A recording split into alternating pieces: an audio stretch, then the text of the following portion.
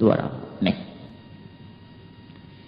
इन तीनों को नहीं अपनाया, साधन होते हुए भी साधन को नहीं अपनाया, एक निस्साधनता की स्थिति उसके अंदर आ गई है, जिसे शरणागति कहते हैं, इसे समर्पण कहते हैं।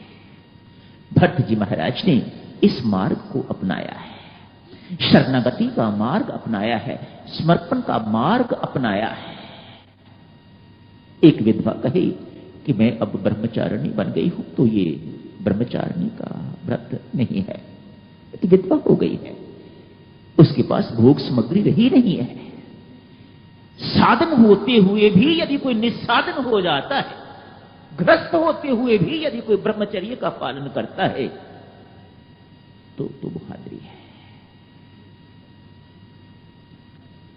ऐसा नहीं है। भट्ट जी महाराज के पास साधन नहीं है, सब साधन है, लेकिन उनकी मान्यता है मेरे पास कोई साधन नहीं है, न मेरे पास शिक्षा है, न मेरे पास दीक्षा है, न मेरे पास भक्ति है, न मेरे पास ये है, न मेरे पास प्रेम है, मेरे पास कुछ नहीं है। मैं घोड़े पर नहीं बैठूंगा, मैं रथ पर नहीं बैठूंगा, मैं हाथी पर नहीं बैठूंगा, मेरे पास कोई साधन नहीं है, मेरे पास कोई पूंजी नहीं है, मेरे पास कोई धन नहीं है, मेरे पास कोई गुण नहीं है, मैं दुर्गुणों की खान हूं, मेरे कारण ही तो सारा अनर्थ हुआ है, सारे पाप का भार भट्ट जी महाराज अपने सिर के ऊपर ले रहे हैं। मैं कैकेयी को भी दोषी नहीं ठहराता, भले ही मैंने गाली निकाली है, कैकेयी ने आखिर किया है सब कुछ तो मेरे लिए ही तो किया है, मैं ही इस अनर्थ का कारण, सब कुछ अपने सिर के ऊपर भट्ट जी महाराज ले रहे हैं। मैं जाऊं तो किस मुंह से जाऊं, बस एक ही आसरा है, इसे राम कृपा कहा जाता है। जब व्यक्ति सारे साधनों को छोड़ के एक राम कृपा पर निर्भर रहे, एक राम भरोसे रहना शुरू कर दे, मेरी साधना यही है कि मैं राम भरोसे रहूं, मैं राम आश्रय रहूं, तो इसे शरणागति कहते हैं, इसे समर्पण कहते हैं, इसे सरेंडर कहते हैं। एक राम भरोसे, राम कृपा। राम कृपा ऐसे ही व्यक्ति में अवतरित होती है, प्रेम का प्रतीक है, भक्ति की प्रकाष्ठा है शरणागति, समर्पण। जब व्यक्ति इस प्रकाष्ठा को पहुंच जाता है तो परमेश्वर अति दयालु, अति कृपालु, उसके प्रेम को देख के तो अपनी कृपा को उसमें उड़ेल देते हैं। ये परम प्रेम बन जाता है, ये पराभक्ति बन जाती है। पराभक्ति इसे ही कहते हैं जब साधक का प्रेम और परमेश्वर की कृपा का सम्मिश्रण हो जाता है तो उसे पराभक्ति कहा जाता है। परमेश्वर की कृपा तो सब पर है, लेकिन अवतरित उसी पर होती है जिसके हृदय में परमात्मा के प्रति प्रेम उमड़ता है।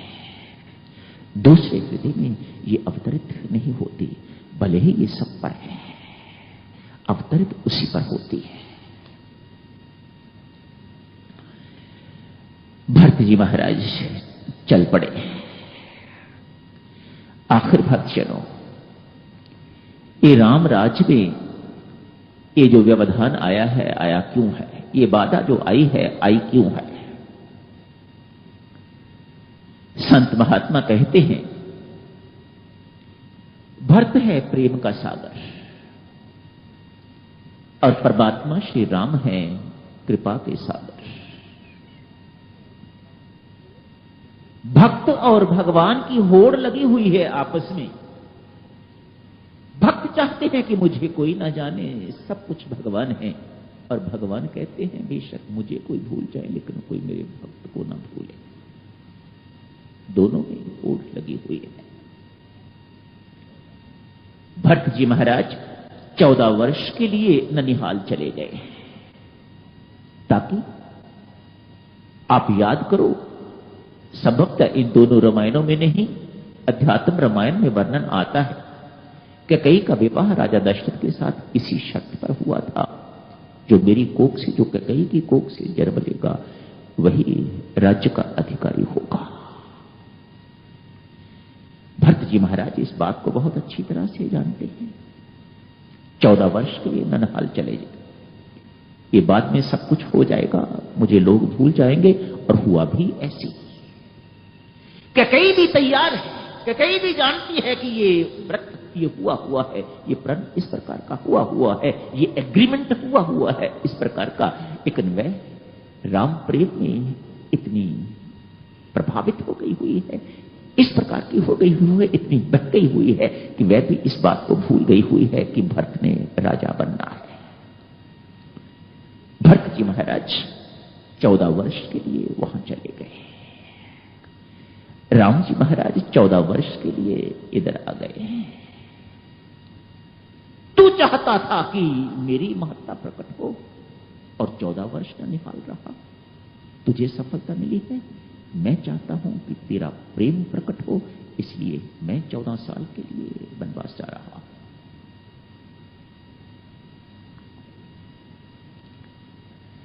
प्रेम का सागर एवं कृपा का सागर चित्रकूट में मिलने जा रहे हैं।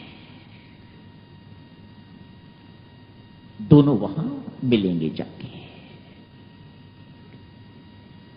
चित्रकूट पहुंचते ही इससे पहले भरद्वाज ऋषि का आश्रम आता है। निषाद से होते हुए भरद्वाज ऋषि के आश्रम में जाते हैं। भरत जी महाराज महर्षि भरद्वाज के चरणों पर अपना शीश नवा देते और रखे रखते। शर्मिंदगी है बड़ी भारी, बड़ा भारी संकोच है, अपना सिर उठाते नहीं। भरद्वाज मुझे अवश्य पूछेंगे, क्या तू ही वह भरत है जिसके कारण ये सारा अनर्थ हुआ है? क्या तू ही उस माता कैकेयी का पुत्र? संकोचवश अपना सिर जो है, अपना मस्तक उनके श्री चरणों से उठा नहीं रहे। अरे मैं जानता हूं, मैंने सब कुछ सुन लिया है, और संकोच में डूब जाते हैं।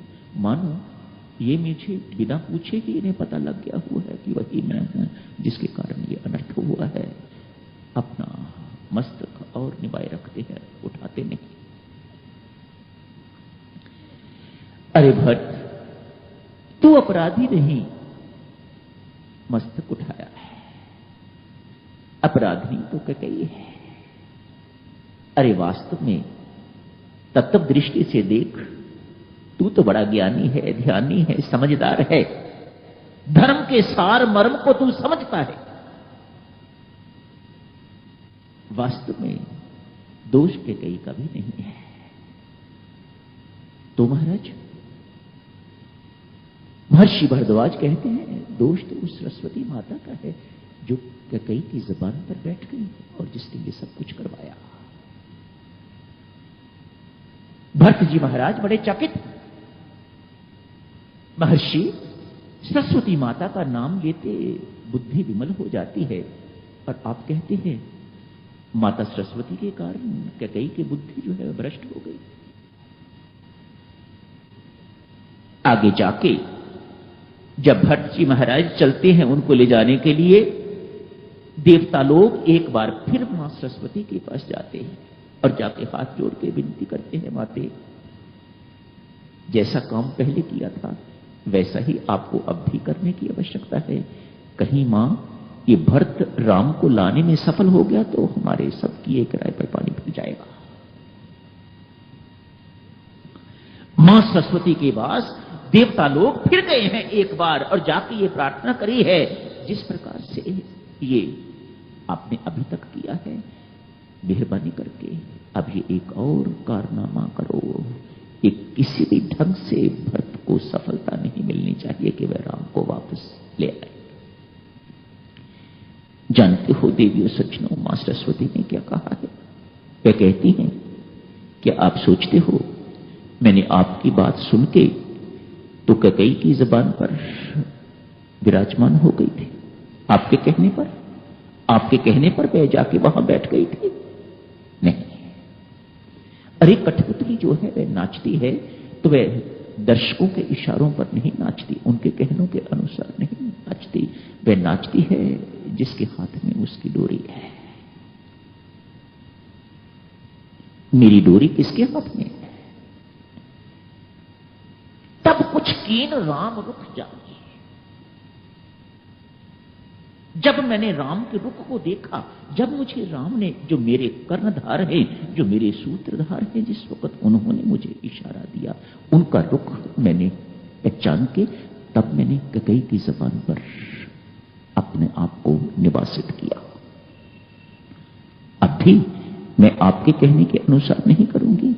अब भी मुझे मेरे मालिक जब इशारा करेंगे तो ही मैं करूंगी।